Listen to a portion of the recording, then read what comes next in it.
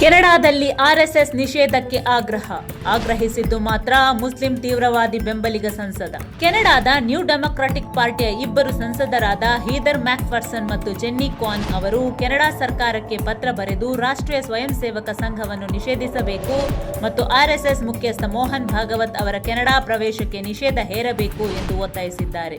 ಇವರಿಬ್ಬರ ಹಿನ್ನೆಲೆಯೇ ವಿವಾದಾತ್ಮಕವಾಗಿದೆ ಮತ್ತು ಕ್ರಿಮಿನಲ್ ಹಿನ್ನೆಲೆ ಹೊಂದಿರುವವರಾಗಿದ್ದಾರೆ. 2023ರಲ್ಲಿ ಪಂಜಾಬ್ ಪೊಲೀಸ್ ಆಕ್ಷನ್ ವೇಳೆ ಖಲಿಸ್ತಾನಿ ಬೆಂಬಲಿಗ ಭಯೋತ್ಪಾದಕ ಅಮೃತ್ಪಾಲ್ ಸಿಂಗ್ ಮತ್ತು ಇತರ ಸಿಖ್ ಕಾರ್ಯಕರ್ತರ ಬಂಧನವನ್ನು ಹೀದರ್ ಮ್ಯಾಕ್ಫರ್ಸನ್ ತೀವ್ರವಾಗಿ ವಿರೋಧಿಸಿದ್ದ ಮತ್ತು ಭಾರತದ ಮೇಲೆ ರಾಜತಾಂತ್ರಿಕ ಒತ್ತಡ ಹೇರುವಂತೆ ಕೆನಡಾ ಸರ್ಕಾರವನ್ನು ಒತ್ತಾಯಿಸಿದ್ದ. ಹಲವು ಮೂಲಭೂತವಾದಿ ಮುಸ್ಲಿಂ ಸಂಘಟನೆಗಳೊಂದಿಗೆ ಸಂಬಂಧ ಹೊಂದಿರುವ ಆರೋಪವೂ ಈತನ ಮೇಲಿದೆ. ಪ್ಯಾಲೆಸ್ತೈನ್ ಪರ ಅಭಿಯಾನಗಳ ಜೊತೆಯೂ ಈತ ಕಾಣಿಸಿಕೊಂಡಿದ್ದಾನೆ. ಒಂದು ಕಡೆ ಕೆನಡಾ ಸಂಸದ ರಾಜಕೀಯ ತುಷ್ಟೀಕರಣಕ್ಕಾಗಿ ಇಂತಹ ಹೇಳಿಕೆಗಳನ್ನು ನೀಡ್ತಾ ಇದ್ರೆ, ಮತ್ತೊಂದು ಕಡೆ ಮೋಹನ್ ಭಾಗವತ್ ಅವರು ಹಿಂದೂ ರಾಷ್ಟ್ರ ಅಂದ್ರೆ ಇದರಲ್ಲಿ ಅಲ್ಪಸಂಖ್ಯಾತರಿಗೆ ಜಾಗ ಇಲ್ಲ ಎಂದು ಅರ್ಥವಲ್ಲ, ಹಾಗೆ ಹೇಳುವ ದಿನವೇ ಅದು ಹಿಂದುತ್ವ ಕೂಡ ಆಗಿರುವುದಿಲ್ಲ.